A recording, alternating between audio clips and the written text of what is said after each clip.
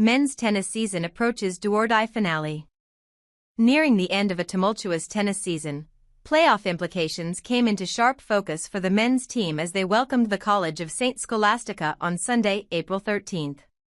Beat the Saints, and the Scots would most likely seal a berth in the five-team playoff tournament.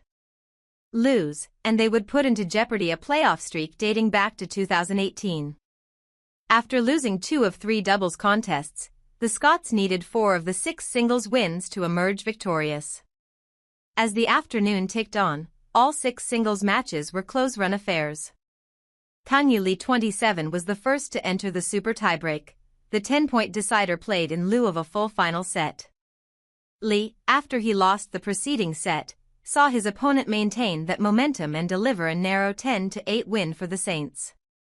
Soon after, Lucas Wood 25 nearly faced the same fate in his own super tiebreaker, going down 8-5 and on the verge of losing a contentious match on number 2 singles. Back against the wall, he fought on. Mirroring his super tiebreak comeback against Hamline University 5 days earlier, Wood won 5 straight points to win the match, keeping the team in the fight. After Lee's loss and Wood's win, the Scots needed to take 3 of the remaining 4 singles contests, and each would come down to fine margins. Every singles match would end up going into third-set tiebreakers. Despite a gutsy win from Alex Sargent 25 on number 1 singles, the Scots would only be able to win 3 of the 6 singles matches, losing narrowly, 5-4, and sending their season down to the wire. The season has been full of matches decided by 1 point, 3 wins against non-conference foes, a win at Hammond, the loss at home to Scholastica. It's more than this senior class has played in their entire time as Scots. I had almost none of those up until junior year, my entire career, Wood said. Last year, to clinch the playoffs, we had a big 5-4 win away at St. Olaf College. But this year, so far, we've already had 4. And then on Tuesday we beat Hamline in a clinch. And then, against St. Scholastica, we lost 5-4.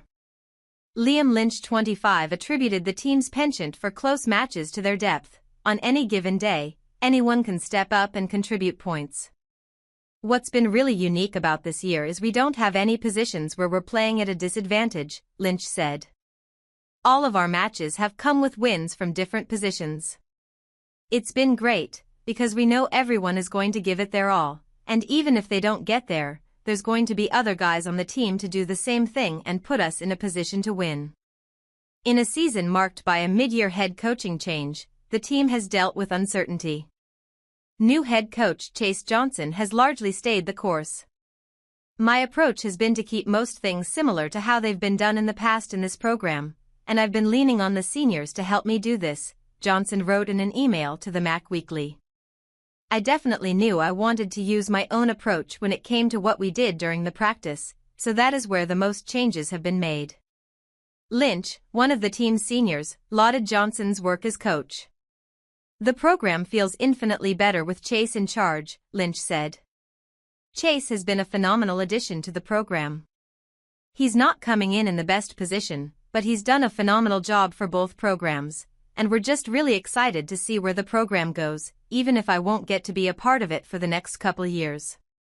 Those seniors, 5 of the team's 8 members, add a significant element of continuity to this program, through the mid-season coaching change.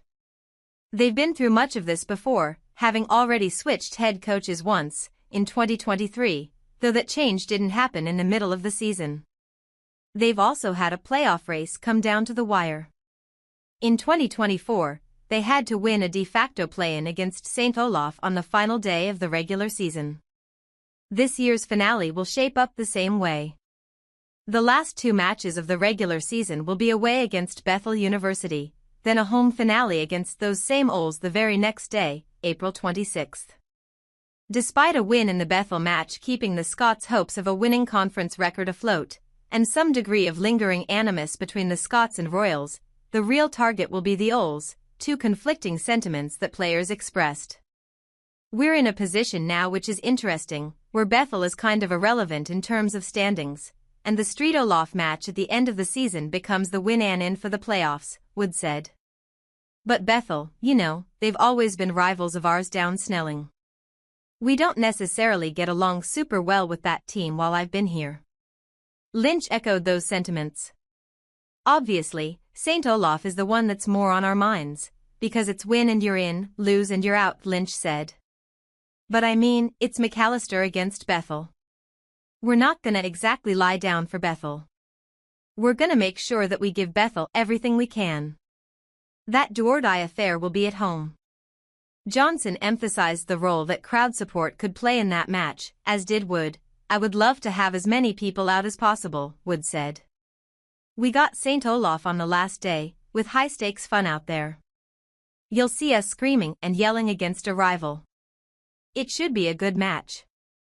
Johnson's addition to this program has arguably saved it from the existential predicament it faced over the winter, the imminent departure of 5 of 8 players, and no head coach. Now, with 2 games remaining, this squad plays to save its season.